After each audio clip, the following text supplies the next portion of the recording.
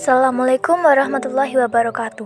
Saya Adisya Menandikta dari kelas 11 Pemasaran A akan menjelaskan tentang perlawanan Sultan Agung Hanyokrokusumo terhadap VOC.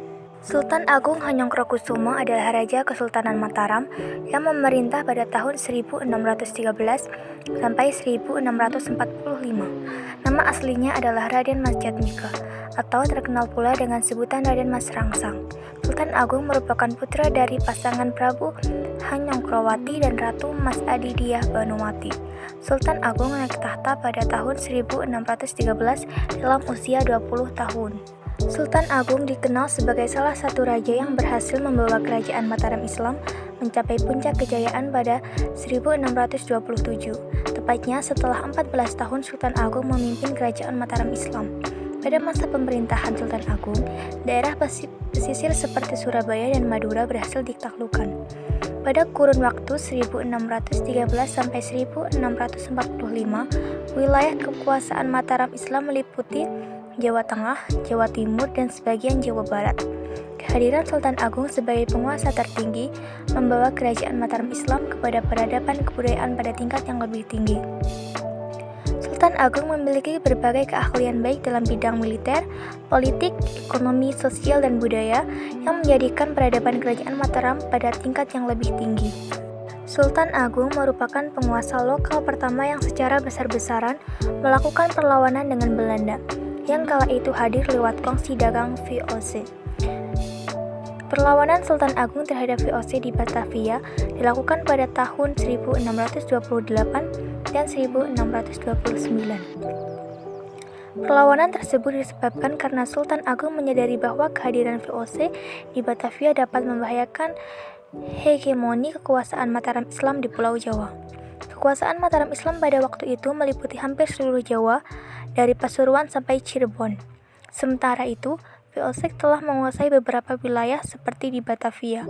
Selain itu, kehadiran VOC akan menghambat penyebaran agama Islam di Jawa yang dilakukan Sultan Agung. Sultan Agung memiliki prinsip untuk tidak pernah bersedia berkompromi dengan VOC maupun penjajah lainnya. Namun, serangan Mataram Islam terhadap VOC yang berkedudukan di Batavia mengalami kegagalan disebabkan tentara VOC membakar lumbung persediaan makanan pasukan kerajaan Mataram Islam pada saat itu. Di samping dalam bidang politik dan militer, Sultan Agung juga mencurahkan perhatiannya pada bidang ekonomi dan kebudayaan. Upaya yang dilakukan Sultan Agung antara lain memindahkan penduduk Jawa Tengah ke Karawang, Jawa Barat di mana terdapat sawah dan ladang yang luas dan subur. Sultan Agung juga meneruskan pendahuluannya untuk meletakkan dasar perkembangan Mataram Islam dengan memberikan pengajaran dan pendidikan kepada rakyat Mataram Islam sehingga pada masa pemerintahannya menempatkan ulama dengan kedudukan terhormat yaitu sebagai pejabat anggota Dewan Parambara atau penasihat tinggi kerajaan.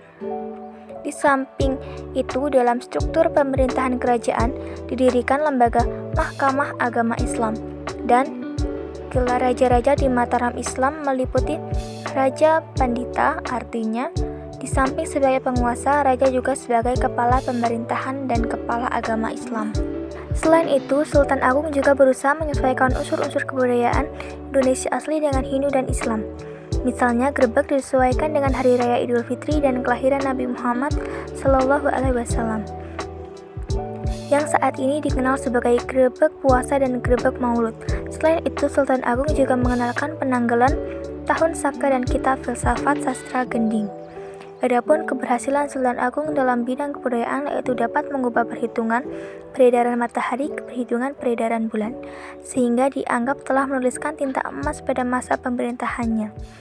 Berkat usaha yang dilakukan oleh Sultan Agung dalam memajukan agama dan kebudayaan Islam, ia memperoleh gelar Susuhunan atau Sunan yang selama ini diberikan kepada wali.